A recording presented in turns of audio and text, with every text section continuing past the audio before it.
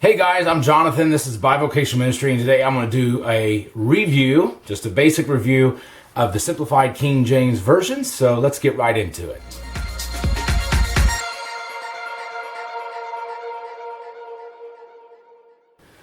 Okay, everybody, here's my copy of the SKJV, Simplified King James Version.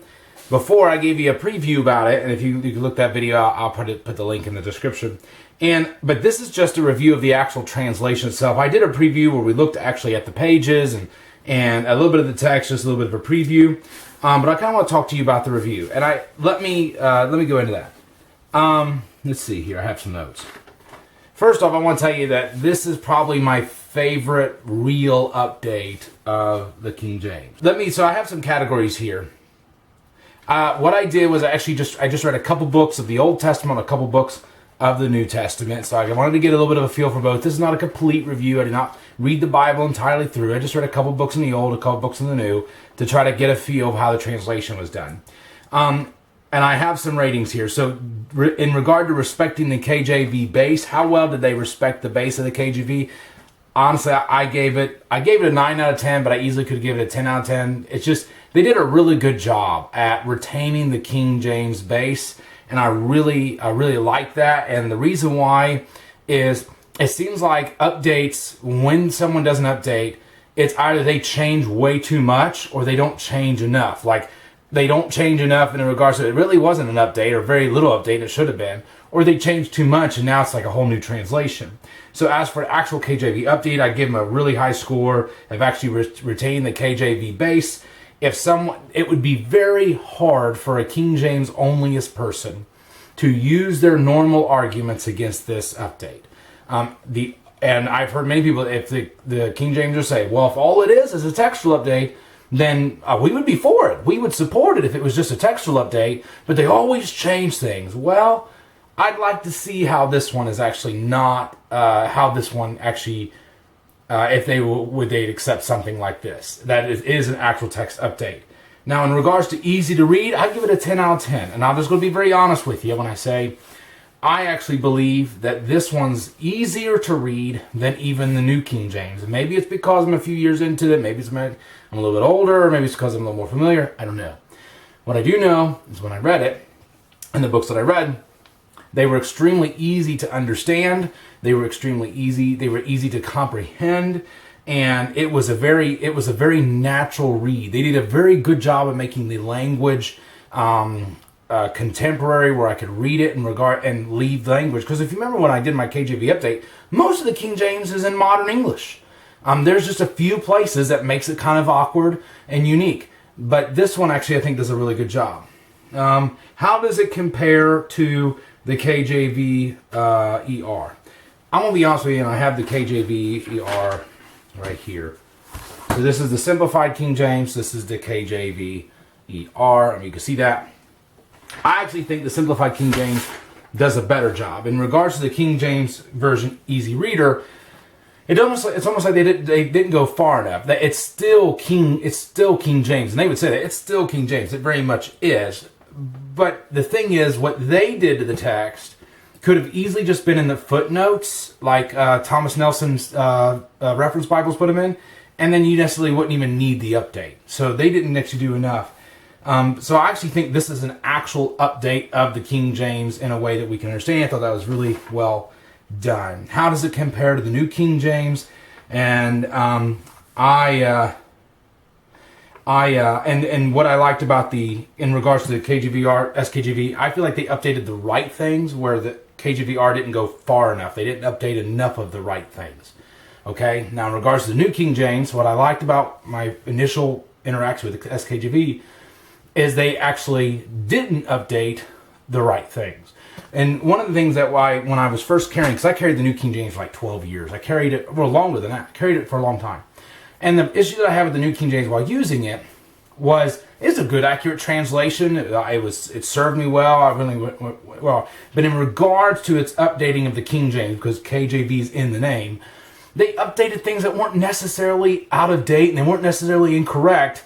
they just updated them. So they kind of updated things they didn't need to update. And I'm like, you know what? That should have just been left alone. Like, that was completely contemporary, easy reading, and that was kind of like unnecessary. And it was almost like they were looking for things to update. And some would say they did that because of copyright, but the SKJV is also copyrighted. So what I like about the SKJV in regards to New King James is that they didn't update things that didn't need updated. And I like that an awful lot.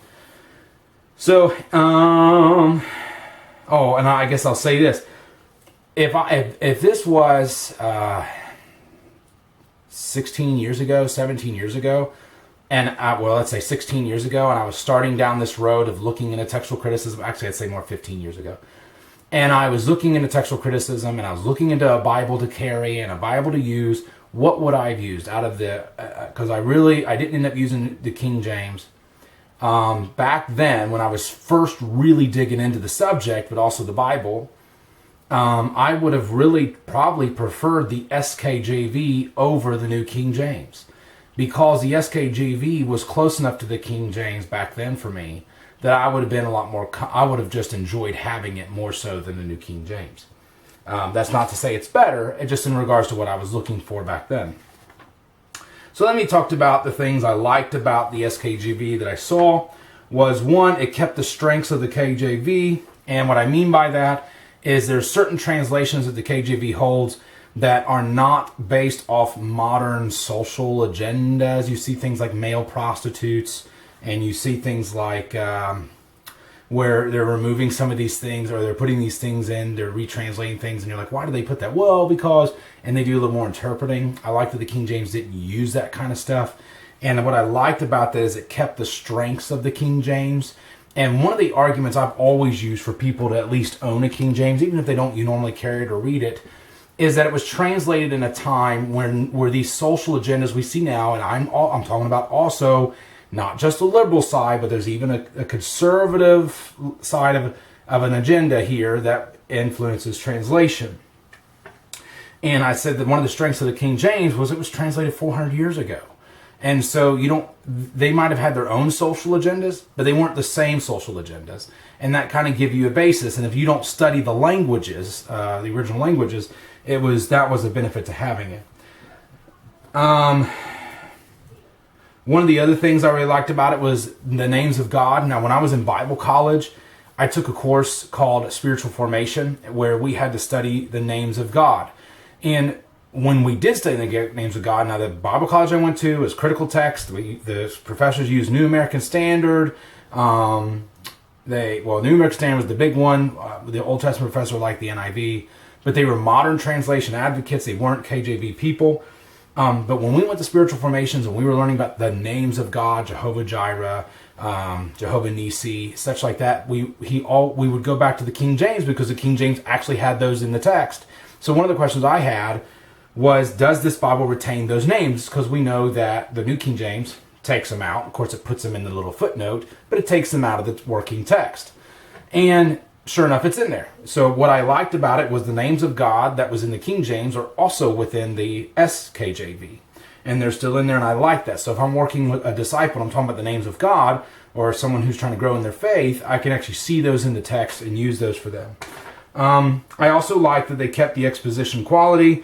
It could be very well exposited. It has the same strengths and weaknesses in regards to the exposition of the King James. Now, things that I wish that they did have that it doesn't have is I wish it had an online version. I think one of the things that would really keep me, if I was a King James or a modern King James, really advocate, big strong advocate, I would want an online format to be able to have, or online database or online base like Bible Gateway, or even if their own website had it, where I could look up the text there and actually have it to be able to copy it and put it in to a sermon. Or if I'm writing, I'm big in writing, I like to copy and paste over. So if I ever use it now, I literally have to type out everything. And that might sound lazy. Maybe I'm a little lazy. I still would like it. There's a reason why Bible Gateway and stuff are popular. The other thing I wish it did is it got rid of the italics. So one thing that King James and New King James do is they put the words that are not in the Greek in italics, so you know what words are from the Greek and what words are added in for clarity.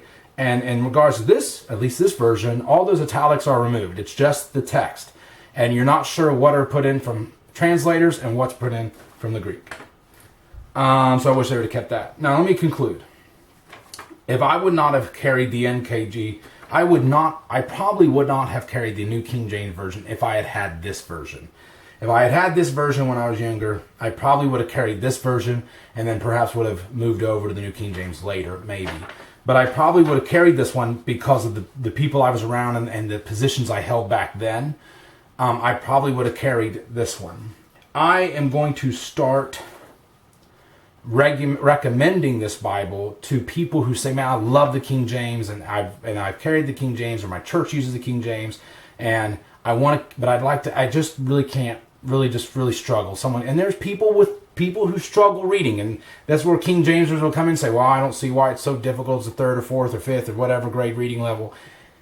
It's not as simple as you think, okay? It's not as simple as you think it is, and maybe for you it's great. But when I work with lots of people, and there are people who just have comprehension struggles, and I'm going to recommend this to them because my goal is that they learn the Bible, and even if it comes from a modern, updated translation, that's what I want. Maybe that's not what other people want. That's what I want. So I'm going to start recommending people who want to use the King James but really struggle with it, and and I'm going to recommend this Bible as well as KJV, MEV, and New King James. But I want to actually recommend this one as an actual update of the King James. Because I consider translations such as the New King James, MEV, as actually being modern versions that use King James as a base manuscript, not as an actual update of the King James. This is an actual update of the King James text. And if someone's looking for that, this fits that vote. And so at the end of the day, I actually believe this right here is what an update actually looks like. And if someone's looking for a KJV update, this is what I'm going to recommend. This is what I actually think it would look like. So good job to Barber Books who published this. And I'm going to start recommending it to people. Thank you. And so that's all I have for today. You guys have a great day, and God bless.